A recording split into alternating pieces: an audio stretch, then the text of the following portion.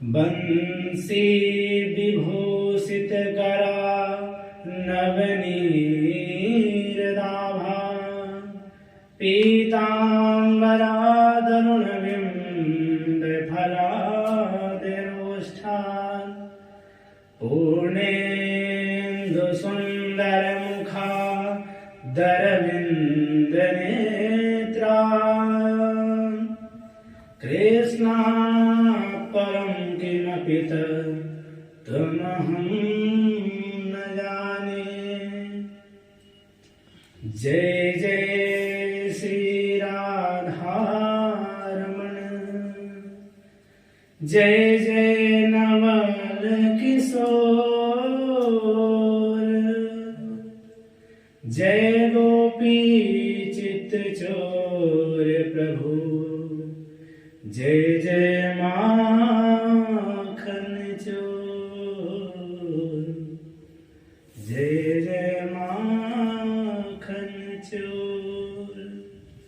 बोले वृंदावन बिहारी लाल की जय, राधा रानी सरकार की जय। सच्चिदानंद रूपाय विश्वोत्पत्त्यादि हेतवे तापत्रय विनाशाय श्री कृष्णाय वयं नमः। इस श्लोक में भगवान के रूप और भगवान का कार्य और भगवान के स्वभाव का परिचय कराया। भगवान का स्वरूप कैसा है? सत्य घन, चित्त घन, आनंद घन, ऐसे प्रभु सच्चिदानंद। ये तीनों एक दूसरे के पूरक हैं, पृथक नहीं। सत्य कहिए जो बिन सत्य नाही, चित चैतन्य सकल जग माही। आनंद घट घट करहि आनंदा, ताको नाम सच्चिदानंद। भगवान के स्वरूप का अभिप्राय जिसकी सत्ता को काल कभी बाधित न कर सके, जो कल से आज है और अनादि काल तक रहेंगे। इसलिए प्रभु त्रिकाला बाधित तत्वों से परे है, क्योंकि भगवान का जो रूप है वो निज इच्छा निर्मित तनुमाया गुरु गोपाल। भगवान का जो रूप है वह भगवान की इच्छा से निज इच्छा निर्मित तनु है। इसलिए भगवान मायातीत, गुणातीत और गोपातीत मतलब इंद्रियातीत। ऐसे प्रभु स्वरूप से सब जगह विद्यमान है, सर्वभौम। इसलिए विद्वान लोग कहते हैं ईश आवस इदम सर्वा। और भगवान का जो चित्त स्वरूप है वह कैसा है? तो कहते हैं स्व प्रकाशत्वम चित्तम। जिस परमात्मा के प्रकाश से सूर्य चंद्र अनगिनत तारागण प्रकाशित हो रहे हैं, जिसे कभी प्रकाश लेने की आवश्यकता नहीं पड़ती, ऐसे चित्त स्वरूपी भगवान गुरु से युक्त होकर समाधि में प्राप्त हो जाते हैं। सब कर परम प्रकाशक जोई, सब पर करम प्रकाशक जोई। राम अनादि अवधपति सोए, राम अनादि अवधपति सोए। और आनंद स्वरूप का अभिप्राय सांसारिक भोग पदार्थों से नहीं, अभी तो जो अग्निश बढ़ता जाए, जिसको प्राप्त करने के बाद और कुछ पाने की इच्छा ही न रहे।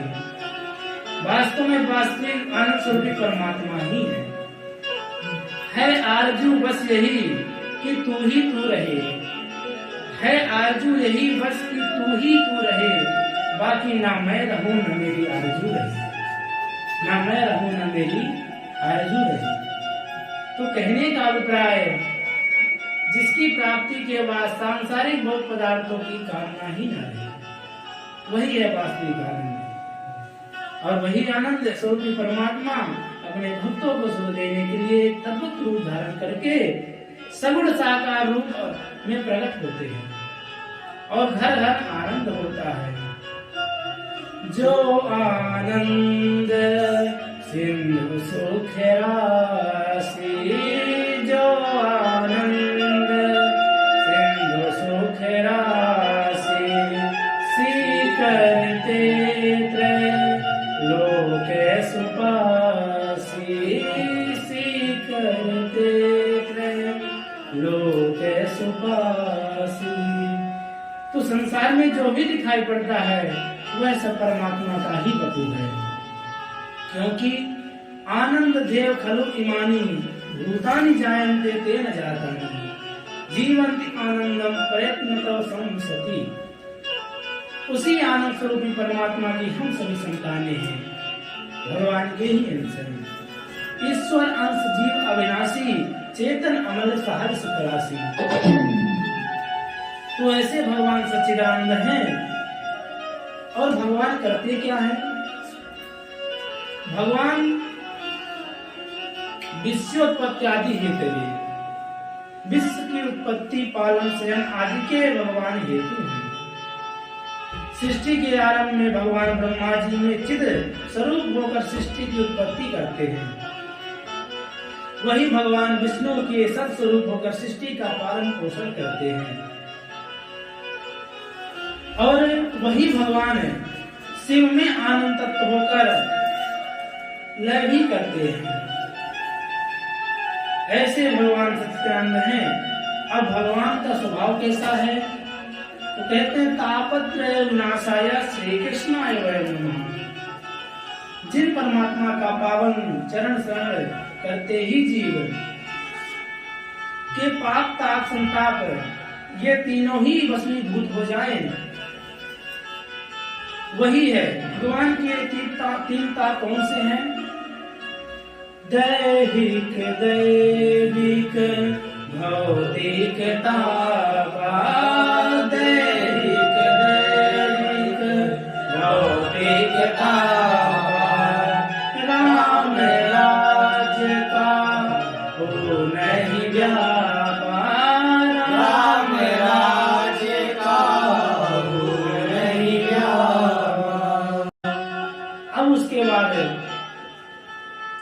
तो तीन ताप कौन से हैं? आदि दैविक, आदि दैहिक और आदि भौतिक। दैहिक ताप दो प्रकार से होते हैं। पहला शारीरिक, जो कष्ट शरीर को प्राप्त होता है, जैसे बीमार होना, फोड़ा फुंसी होना आदि जो शरीर को प्राप्त होते हैं, ये हैं शारीरिक ताप। और दूसरा है मानसिक ताप। महाराज, मन के रोगों से ग्रसित होना, मन के द्वारा जो कष्ट प्राप्त हो उसे मानसिक ताप कहते हैं। जैसे मन के द्वारा किसी वस्तु को प्राप्त करने की कामना हुई और यदि कामना पूरी नहीं हुई तो कामना क्रोधा विजायते, कामना पूरी न होने पर क्रोध रूपी रोग से ग्रसित होना पड़ता है। तो शारीरिक रोगों से भी अधिक कष्टदायी ये काम, क्रोध, लोभ आदि ये मन के रोग होते हैं और यही पतन के कारण बनते हैं। ध्यायतो विषयान् पुंसा संगस्ते उपजायते, संगात् संजायते कामा, कामा क्रोधो विजायते। देवताओं के द्वारा ग्रहों की प्रतिकूलता से प्राप्त कष्ट पीड़ा को ही दैविक ताप कहते हैं। और तीसरा है आदि भौतिक ताप। भूतानि अधिकृत्य जायमानं दुःखम आदि भौतिकम। प्रकृति के द्वारा जो दुख प्राप्त होते हैं, जैसे अतिवृष्टि, अनावृष्टि का न होना, सूखा पड़ना आदि ये सब प्राकृतिक समस्याएं भौतिक हैं। अथवा जो कष्ट दुख दूसरे के द्वारा प्राप्त हो उसे भौतिक ताप कहते हैं।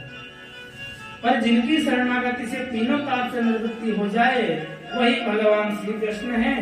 और ऐसे भगवान श्री कृष्ण के चरणों में हम सभी प्रणाम करते हैं।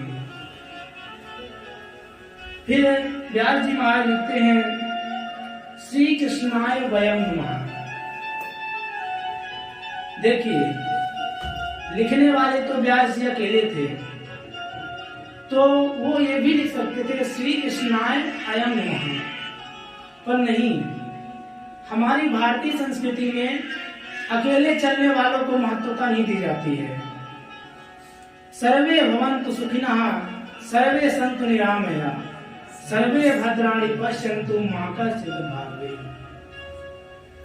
तो हमारे यहाँ जो सब मिलकर चलते हैं उनको महत्वता दी जाती है। इसीलिए व्यास जी महाराज ने श्री कृष्णाय वयम नमः लिखा। बोले वृंदावन बिहारी लाल की जय, राधा रानी सरकार की